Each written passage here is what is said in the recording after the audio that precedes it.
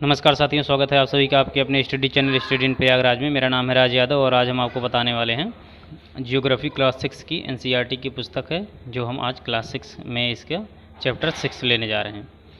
तो दोस्तों, हमने आपसे पहले ही कह चुका है, सबसे पहले माफ़ी चाहूँगा कि पिछले 2-3 दिनों से वीडियो अपलोड नहीं कर पाया क्योंकि कुछ व्यस्तता थी, इसलिए वीडियो अपलोड नहीं कर पाया हूँ, इसलिए क्षमा चाहूँगा।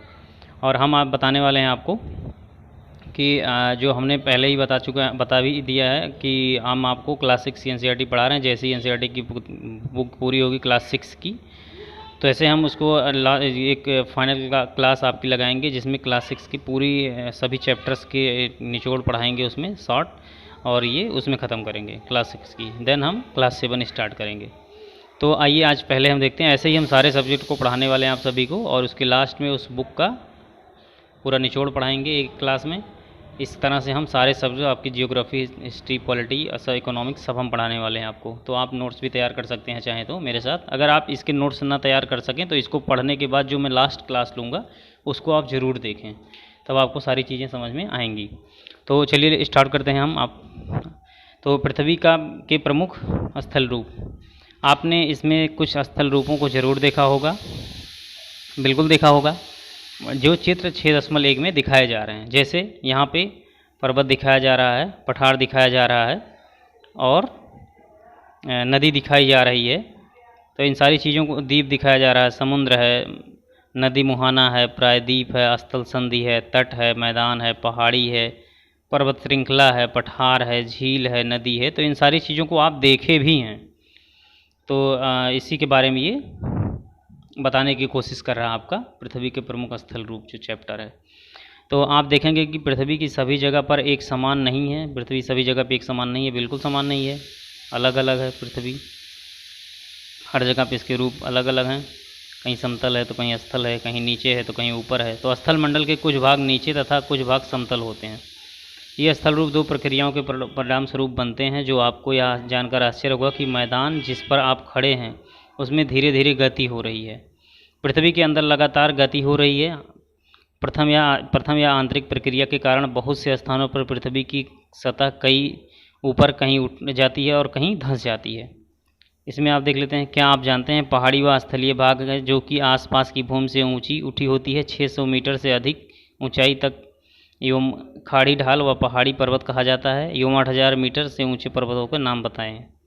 8000 मीटर से ऊंचे पर्वतों के नाम बताएं। तो अब आप उसमें बहुत सारे पर्वत देंगे, जैसे 8848 आपकी एवरेस्ट है, उसके नीचे आपकी जीवन वो पहाड़ियाँ हैं जो हैं, K2 है, कॉडविन ऑस्टिन है। तो इन सब पहाड़ियों को हम आगे डिस्कस करने वाले हैं।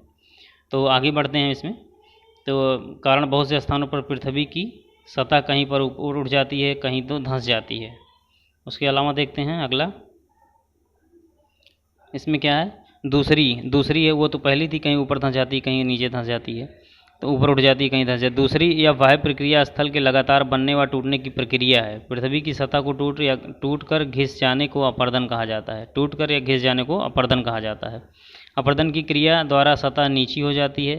निक्षेपण की प्रक्रिया द्वारा फिर से निर्माण होता है। अब देख लीजिए, यही अपर्दन कहते हैं। अपर्दन की क्रिया द्वारा सतह नीचे हो जाती है, यानी कि कटाव होता है तो नीचे हो जाती है। और उसके बाद क्या कहेंगे, तथा निक्षेपण की प्रक्रिया द्वारा फिर से निर्माण होता है। ये दो प्रक्रियाएं बहुत बहते हुए जल, वायु, बर्फ के द्वारा होती हैं। हम विभिन्न स्थल रूपों को उनकी ऊंचाई, ढाल आधार पर पर्वतों, पठारों एवं मैदानों में वर्गीकृत कर सकते हैं। हम इस आधार पर पर्वत, पठार और मैदान में वर्गीकृत करते हैं, यानी कि बांटते हैं अलग अलग। तो इसमें क्या है, सबसे पहले आज हम पढ़ेंगे पर्वत देखेंगे क्या है। पर्वत पृथ्वी की सतह पर प्राकृतिक ऊंचाई है। पर्वत का शिखर छोटा तथा आधार चौड़ा होता है। यह आसपास के क्षेत्रों में बहुत ऊंचा होता है। कुछ पहाड़ बादलों से भी ऊंचे होते हैं। जैसे जैसे आप ऊंचाई पर जाएंगे जलवायु ठंडी होती जाएगी। ये पर्वतों पे ऐसा है। कुछ जैसे आप लोग कहीं गए होंगे, जैसे आप मान लीजिए कभी वैष्णो देवी वगैरह गए होंगे दर्शन करने, या कहीं आप घूमने ही गए होंगे, तो आप जब देखेंगे पहाड़ पे ऊपर जाएंगे तो वहाँ पे आपको ठंडा महसूस होगा। तो उसके बाद देखते हैं, कुछ पर्वतों पर हमेशा बर्फ़ जमी रहने पर नदियाँ होती हैं। बर्फ़ जमी रहती है तो उसी की नदियाँ होती हैं। उन्हें हिमानी कहा जाता है। बर्फ़ जमी हुई जो नदियाँ होती हैं उसी को हिमानी कहा जाता है। यहाँ कुछ ऐसे भी पर्वत हैं जो समुद्र के भीतर हैं, जिन्हें आप नहीं देख सकते। कठोर जलवायु होने के कारण पर्वतीय क्षेत्रों में बहुत कम लोग निवास करते हैं। वहाँ का धरातल खड़ी ढाल वाला होता है तथा कृषि योग्य भूमि में कमी होती है, बिल्कुल कम होगी। जब जहाँ पर्वत पठार वहाँ तो ढलान ज़्यादा होगी, तो वहाँ कृषि योग्य भूमि होगी नहीं, क्योंकि कृषि करने के लिए हमें मैदानी क्षेत्र की आवश्यकता होती है। तो पर्वत एक रेखा क्रम में भी व्यवस्थित हो सकते हैं, जिसे श्रृंखला कहा जाता है। श्रृंखला कहा जाता है। बहुत से पर्वतीय तंत्र समांतर श्रृंखलाओं के क्रम में होते हैं, जो सैकड़ों किलोमीटर में फैले होते हैं। हिमालय, आल्प्स तथा एंडीज प्रक्रम, यूरोप, एशिया, दक्षिण अमेरिका एवं पर्वतीय श्रृंखलाएं हैं। ये सभी पर्वतीय श्रृंखलाएं हैं, पर्वत श्रृंखलाएं हैं। पर्वतों की ऊंचाई एवं आकार में भिन्नता होती है, बिल्कुल भिन्नता होती है इनकी ऊंचाई और आकार में। तो इस तरह से हम देखेंगे। अब पर्वत 3 प्रकार के होते हैं: वलित पर्वत, भ्रंशोत्थ पर्वत तथा जलवायु पर्वत। हिमालय तथा आल्प्स पर्वत, आल्प्स वलित पर्वत, जिनकी सतह उबड़ खाबड़ तथा शिखर शंक्वाकार होते हैं। भारत की अरावली श्रृंखला विश्व की सबसे पुरानी पर्वत श्रृंखला है।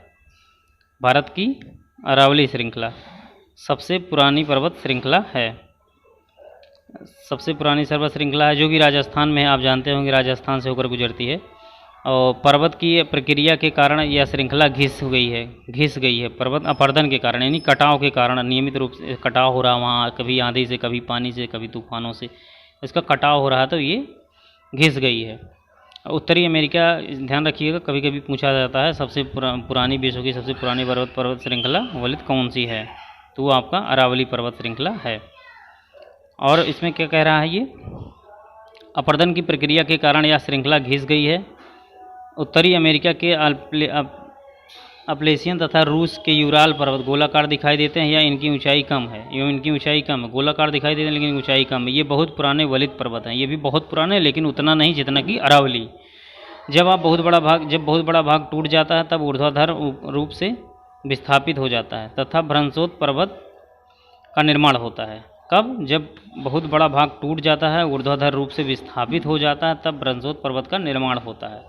ऊपर उठे हुए खंड को उत्खंड यानी हॉर्स्ट तथा नीचे धंसे हुए को क्या कहेंगे? द्रोणिका भ्रंश कहते हैं। ये पूछा भी जाता है कि द्रोणिका भ्रंश कैसे कहते हैं। धंसे हुए भाग को द्रोणिका भ्रंश कहते हैं तथा ऊपर उठे हुए भाग को उत्खंड या हॉर्स्ट कहा जाता है। अब द्रोणिका भ्रंश को ही क्या कहते हैं? द्रोणिका भ्रंश को ही ग्रॉबेन कहा जाता है। यूरोप की ईरान घाटी तथा वासजेस पर्वत इस तरह के पर्वत तंत्र के उदाहरण हैं। अब पूछ सकता है कि किसमें जो है उत्खंड तथा द्रोणिका भ्रंश दोनों पाए जाते हैं, तो दोनों पाए जाते हैं। इसका उदाहरण यूरोप का राइन घाटी तथा वासजेस पर्वत इस तरह के पर्वत श्रृंखला के उदाहरण हैं। एटलस में दिए गए विश्व मानचित्र में उनकी स्थिति को देखिए तथा इस प्रकार की भू आकृतियों को और उदाहरणों से पता लगाने कह रहा है। ज्वालामुखी प्रक्रियाओं या क्रियाओं के कारण बनते हैं। ज्वालामुखी क्रियाओं के कारण बनते हैं।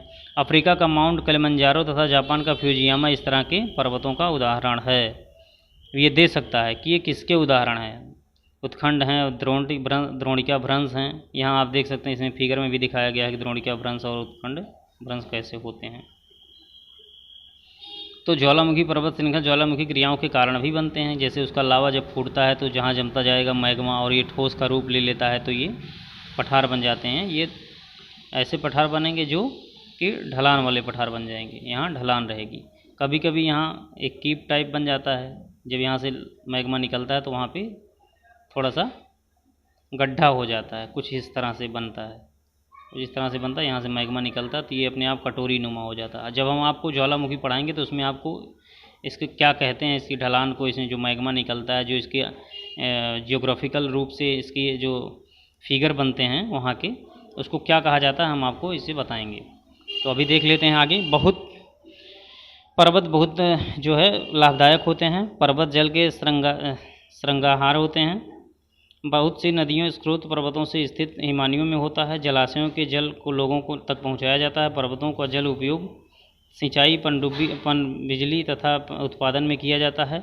नदी, घाटियाँ, वेदिकाएं कृषि के लिए उपयुक्त होती हैं। पर्वतों में अलग अलग प्रकार की वनस्पतियाँ, जीव जंतु पाए जाते हैं। वनों से हमें ईंधन, चारा, आश्रय, दूसरे उत्पाद जैसे गोंद, रीजन्स इत्यादि प्राप्त होते हैं।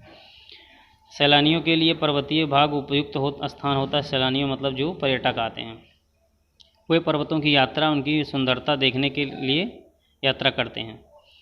विभिन्न प्रकार के खेलों जैसे पैराग्लाइडिंग, हैंग ग्लाइडिंग और रिवर राफ्टिंग तथा स्कीइंग पर्वतों के प्रचलित खेल हैं। इन्हें कहाँ खेला जाता है? पर्वतों में खेला जाता है। पैराग्लाइडिंग वगैरह जैसे पहाड़ पे खेला जाता है, जहाँ पे बर्फ़ वगैरह जमी हो। उसके बाद तथा स्क्रीनिंग, इस पर्वतों में प्रचलित खेल हैं। आप हिमालय में स्थित कुछ ऐसे स्थानों का नाम बताएं जहाँ ये खेल खेले जाते हैं। तो आपसे पूछ रहा कि आप कुछ ऐसा नाम बताएंगे जहाँ पे ये खेले जाते हैं। जैसे अभी इसमें देख लीजिए, इसमें ये खेल रहा है, स्केटिंग कर रहा है जहाँ पे बर्फ़ जमी हुई हो। इसमें देखिए ये ज्वालामुखी प्रक्रिया हो रही है। यहाँ पे ये लावा है, निकल रहा है, इधर उधर चटकेगा, जब जाएगा तो किनारों पर निकलती पिघलती चट्टानें लावा कहलाती हैं।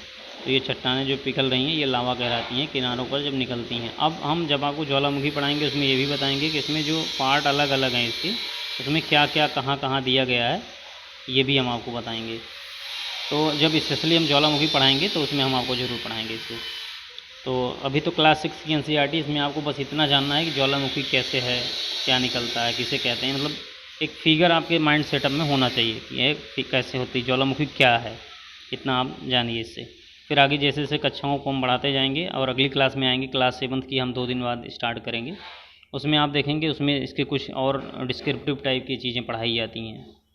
जैसे पहाड़, ज्वालामुखी, इनके लिए एक अलग अलग चैप्टर रहेगा, तो उसमें आप इसमें समझ पाएंगे कैसे क्या है।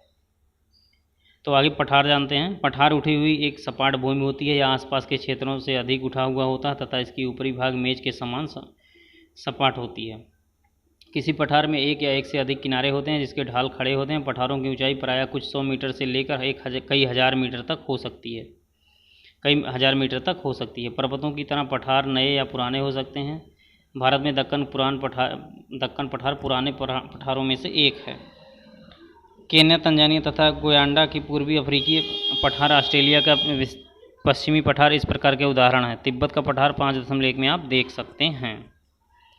तो उसके बाद विश्व का सबसे ऊंचा पठार, जिसकी ऊंचाई माध्य समुद्र तल से 4000 से 6000 मीटर तक होती है। पठार बहुत उपयोगी होते हैं क्योंकि उनमें खनिजों की प्रचुरता पाई जाती है। यही कारण है कि विश्व से खनिज क्षेत्र पठारी भागों में स्थित है। अफ्रीका का पठार सोना एवं हीरो खनन के लिए प्रसिद्ध है। अफ्रीका का पठार आप देखे होंगे, वहाँ जो खाने पाई जाती हैं वो सोने और हीरो के लिए प्रसिद्ध है।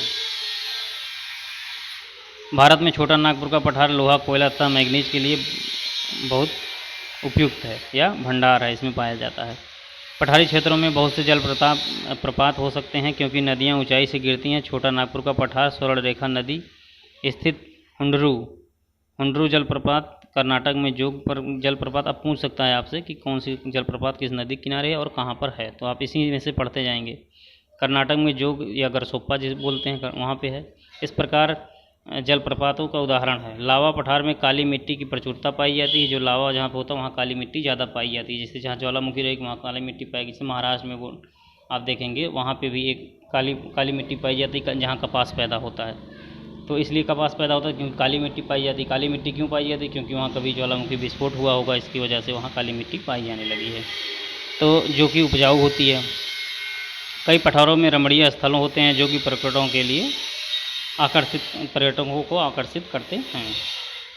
आगे देखेंगे इसमें मैदान क्या है। मैदान ये है, मैदान समतल भूमि में बहुत बड़े भाग होते हैं। माध्य समुद्री तल से 200 मीटर से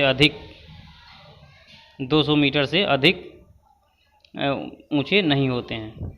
कुछ मैदान में काफ़ी समतल होते हैं जिसे उर्मिल तरिंग हो सकते हैं। अधिकांश मैदान नदियों तथा उनकी सहायक नदियों द्वारा बने होते हैं। नदियों पर्वतों ढालों के नीचे की ओर से बहती हैं, इस चीज़ से अपरदित करती हैं। अपरदित पदार्थों को अपने साथ लेकर जाती हैं और अपने साथ ढोए जाने वाले पदार्थ बालू, पत्थर, सिल्ट घाटियों में निक्षेपित कर देती हैं। इन्हीं निक्षेपों से मैदान का निर्माण होता है। अब हम मोटी बात हम बताएंगे आपको। देखिए जैसे जब नदी जब बहती है तो जहाँ पे गड्ढे वगैरह रहेंगे वहाँ पे ये जो अपने साथ बालू, कंकड़, पत्थर लेकर आएगी, वहाँ पे ये स्टोर करती चली जाती है। अब जब जमा कर देगी वहाँ पे तो ये क्या हो जाएगा, धीरे धीरे या हो जाएगा, मैदान का रूप ले लेगा। और ये इसका जो एरिया होता है बहुत लंबा चौड़ा होता है। जब यहाँ निक्षेपित कर दी जाएगी तो आप यहाँ देखेंगे तो ये एक बड़ा मैदान बन जाएगा धीरे धीरे। तो मैदान इसी तरीके से बन जाता है। अभी हम लोगों को कम मैदान देखने को मिलेगा, आप छोटी छोटी जगहों पे देखते होंगे। जैसे अब हम किसी नहर वगैरह का पानी या खेत में किसी पानी को उतारते हैं तो धीरे धीरे जहाँ कटाव तो रहता है, लेकिन ऊपर आगे जाके बालू जम जाते हैं और छोटी छोटी नलिकाएँ बगल बगल बन जाती हैं, बीच में बालू वो जमता जाता है और वो थोड़ा सा मिट्टी लगेगा कि यहाँ मिट्टी है, तो वही सेम वही स्ट्रक्चर जो है वो मैदान का रूप देता है। नदियों में ये बड़े क्षेत्रफल में होगा, वहाँ पे हम छोटे क्षेत्रफल में देखते हैं। इस तरीके से ये बनता है। सामान्यतः बहुत अधिक उपजाऊ होते हैं, ये बहुत उपजाऊ होते हैं। क्यों? क्योंकि बाहर से आके जो मिट्टियाँ होती हैं इसमें बालू, पत्थर, सिल्ट, बहुत सारे कार्बनिक पदार्थ वगैरह रहते हैं, तो इसमें इसलिए बहुत ज़्यादा उपजाऊ होता है। यह परिवहन के साधनों का निर्माण करना आसान होता है, इसलिए यहाँ विश्व में सबसे अधिक जनसंख्या वाले भाग होते हैं। अब जब ये बहुत बड़े क्षेत्रफल में हुआ तो लोग वहाँ आके बसने लगे। अब समझिएगा, चीज़ें वही हैं, बस समझना है आपको। धीरे धीरे जब उसका निर्माण होता गया मैदान क्षेत्र का, तो लोग वहाँ पर आके बसते गए किनारे पर, क्योंकि उन्हें पानी की भी व्यवस्था हो गई और रहने की व्यवस्था हो गई। अधिकतर आप देखेंगे जितने भी शहर हैं या गांव हैं वो किसी न किसी नदी या नाले के बीच बगल में ही रहते हैं। खासकर शहर, बड़े बड़े पुराने शहर जिसमें ज़्यादातर हैं।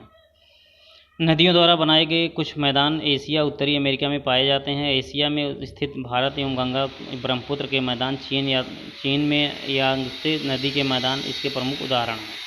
जैसे भारत में गंगा का एवं ब्रह्मपुत्र का मैदान, गंगा ब्रह्मपुत्र का मैदान, चीन में यांगत्से नदी का मैदान इसके प्रमुख उदाहरण हैं।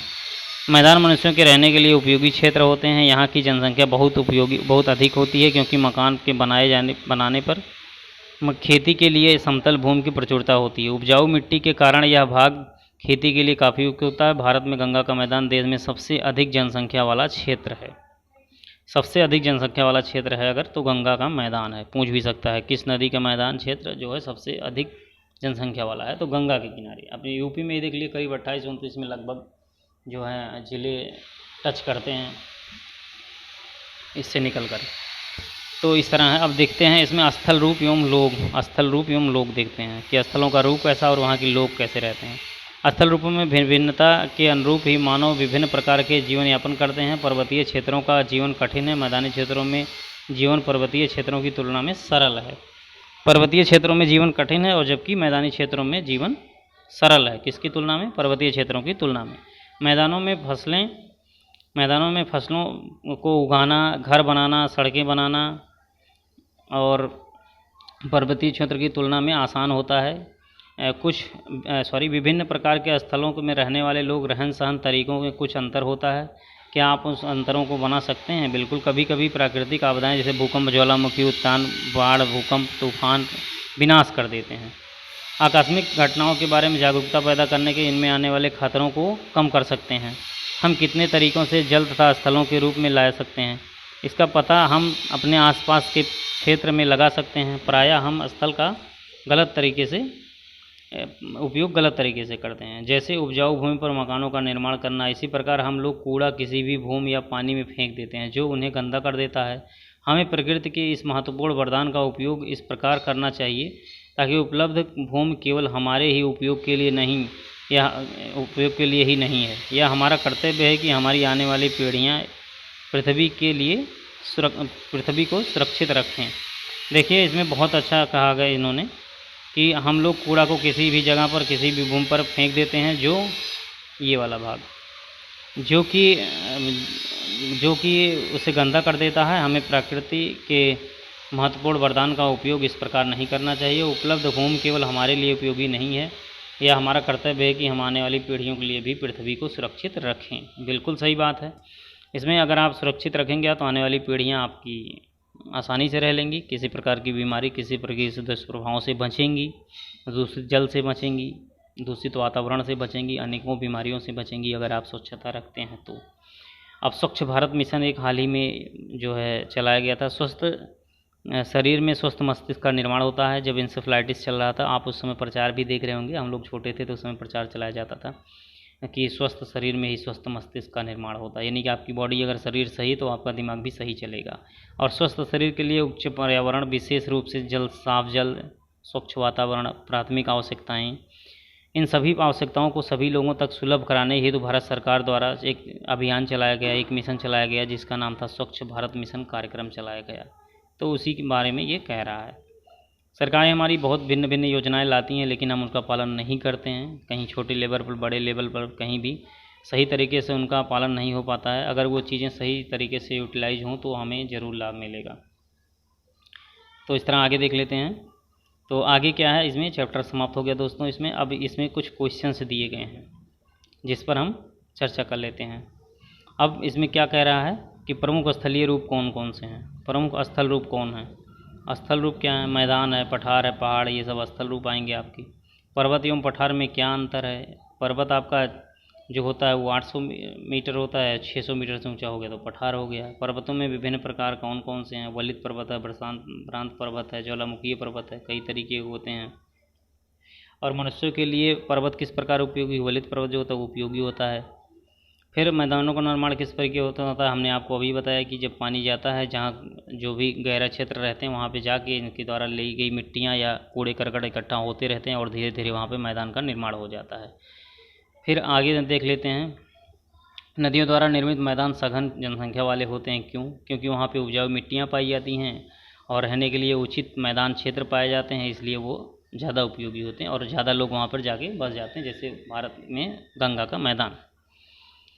पर्वतों पर जनसंख्या कम होती है। क्यों कम होती है आप भी जानते हैं, क्योंकि वहाँ पे कोई मैदानी क्षेत्र नहीं है, किसी प्रकार का कोई प्रोडक्शन नहीं हो पाएगी वहाँ की भूमि में, इसलिए वहाँ पे लोग जाना कम पसंद करते हैं और बसना कम पसंद करेंगे। इसलिए जब लोग कम रहेंगे तो वहाँ पे ऑटोमेटिक जनसंख्या कम हो जाएगी।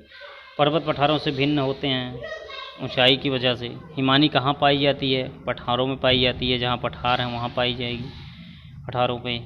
दक्कन का पठार कहाँ स्थित है? तो ये आपका भारत में स्थित है, ये आपका भारत में स्थित है। इसमें पर्वतों की ऊंचाई की वजह से है। हिमानी कहाँ पाई जाती है? पठारों में। और यांगत्से नदी कहाँ पर स्थित है? चीन में स्थित है। एंडीज में क्या है? यूरोप की एक पर्वत श्रृंखला है, कौन सी है? एंडीज है। तो इस तरीके से दोस्तों हमने आपको बताया जो है। अब आप सभी इसके अगर आप तो दोस्तों इस तरीके से आपका चैप्टर 6 पूरा हुआ। और हम यही कहेंगे, अगर आप लोग हमारे चैनल से जुड़ते हैं तो हम आपको ऐसे एक एक चैप्टर 20 से 25 मिनट में रोज़ डेली आपको पढ़ाते रहेंगे। और आगे अगर आप जो है किसी भी तैयारी कर रहे हैं एग्ज़ाम की, चाहे वो वनडे एग्ज़ाम है, चाहे जो एग्ज़ाम है UPPCS है या UPSSC आयोग का कोई भी एग्ज़ाम, रेलवे, SSC, बैंकिंग, कोई भी है, उसमें आपको GK GS पूछे ही जाते हैं आपसे। तो आप लोग अगर जुड़ना चाहें तो जुड़ सकते हैं हमारे चैनल से। हमारे चैनल को लाइक, सब्सक्राइब तथा शेयर ज़रूर करिए दोस्तों। मैं आप ही लोगों में से एक स्टूडेंट हूँ और मैं पढ़ाना इसलिए चाहता हूँ कि ताकि मेरा भी अपना काम चलता रहे और कुछ मेरा मन भी लगा रहे। तो हम आप सभी से निवेदन करते हैं, आप हमारे चैनल को ज़रूर सब्सक्राइब करिए दोस्तों। शायद मैं आप लोगों से, कुछ लोगों से मिला भी हूँ और आगे मिल भी सकता हूँ, मिलूँगा भी। तो आप लोग ज़रूर हमारे चैनल को सब्सक्राइब करिए और हमारा सपोर्ट करिए। हम आपको ज़रूर इससे आगे बढ़ाएंगे और पढ़ाते रहेंगे। तो थैंक यू दोस्तों, हम आपसे फिर मिलेंगे। Thank you.